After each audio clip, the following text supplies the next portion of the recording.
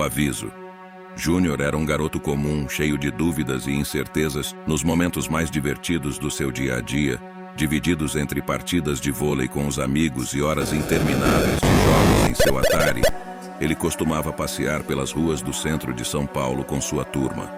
Pablo, o intelectual, Marcos, o divertido, Pierre, o conquistador, e Miriam. Eles adoravam visitar bibliotecas para fazer os trabalhos da escola cidade de Hiroshima e explorar as lojas da rua 25 de março.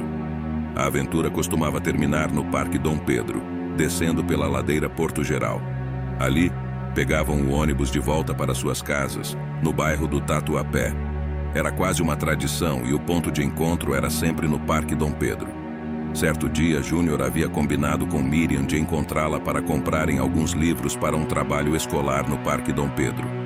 Júnior pegou seu ônibus da linha Ferraz e chegou um pouco adiantado ao local. Estava um dia ensolarado, com milhares de pessoas atravessando a rua movimentada. Era um verdadeiro caos, perigoso até para atravessar. Pouco antes de Miriam chegar, Júnior sentiu um toque em seu ombro. Ao se virar para ver quem o havia tocado, ele se deparou com um senhor alto, vestindo um sobretudo preto e um chapéu, completamente fora do contexto do dia e lugar.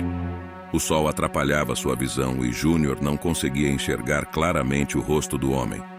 Com uma voz sombria, o estranho afirmou: "Você é o Juninho, neto do João Regino. Estou aqui para te dar um recado." João Regino, avô de Júnior, havia falecido quando ele tinha apenas 5 anos, mas a relação entre os dois era muito próxima, especialmente por Júnior ser o primeiro neto de João Regino. O homem misterioso continuou: "Seu avô pediu para te avisar que você não deve atravessar essa rua hoje exatamente às 6 horas, de forma alguma." Nesse instante, Júnior escutou a voz de Miriam chamando por ele. "Júnior, acorda. Estamos atrasados e você aí parado olhando para o sol. Tá maluco?" Júnior olhou para Miriam e disse: "Não, Miriam. Estou conversando com um amigo do meu avô. Ele é meio excêntrico. Disse que tem um recado do meu avô, mas meu avô morreu há 10 anos. Miriam começou a rir e disse: "Deixa de ser bobo, não tem ninguém aí." Ao se virar, Júnior viu apenas um poste. Ele pensou: "Devo estar delirando." Júnior e Miriam atravessaram a rua e foram para a loja comprar os materiais para o trabalho. Depois de visitarem várias lojas, encontraram o restante da turma e foram até o McDonald's da rua direita, o primeiro da franquia no Brasil, para fazerem um lanche. Faltando pouco para as 6 horas, eles estavam descendo a ladeira Porto Geral. Estavam prontos para atravessar a rua, mas Miriam lembrou que ainda precisavam comprar cola. O restante dos trolhos decidiu atravessar, mas Júnior, envolvido emocionalmente com Miriam, se ofereceu para acompanhá-la. Eles foram até uma loja, compraram a cola e finalmente desceram a ladeira Porto Geral para ir embora. Ao chegarem ao ponto de travessia, viram uma multidão de pessoas e, entre elas, um corpo estendido no chão. Aquela pessoa havia sido atropelada e morrido instantaneamente, exatamente às 6 horas. Júnior voltou para casa no ônibus da linha Ferraz, sem saber se deveria agradecer ou não àquela entidade. Será que aquela mensagem era para ele ou para outra pessoa? Por que ele foi avisado e a outra pessoa não? Talvez nunca saibamos a resposta.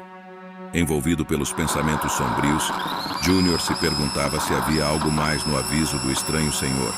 Uma força oculta, além da compreensão humana, parecia ter protegido sua vida naquele dia. Os arrepios percorriam sua espinha, enquanto ele se questionava sobre os mistérios do destino e das mensagens vindas além da morte. A experiência o marcou profundamente, deixando-o com um sentimento de inquietude e uma sensação constante de que forças além do nosso entendimento habitam o mundo. E assim, Júnior carregaria consigo o peso daquela estranha e assustadora experiência. Um lembrete constante de que nem tudo é o que parece, e que o inexplicável pode estar mais próximo do que imaginamos. Gostou do nosso conto de hoje? Então comente, compartilhe, curta, inscreva-se e ative as notificações. Quer colaborar conosco? Envie sua história e a produziremos no canal. O próximo conto pode ser o seu.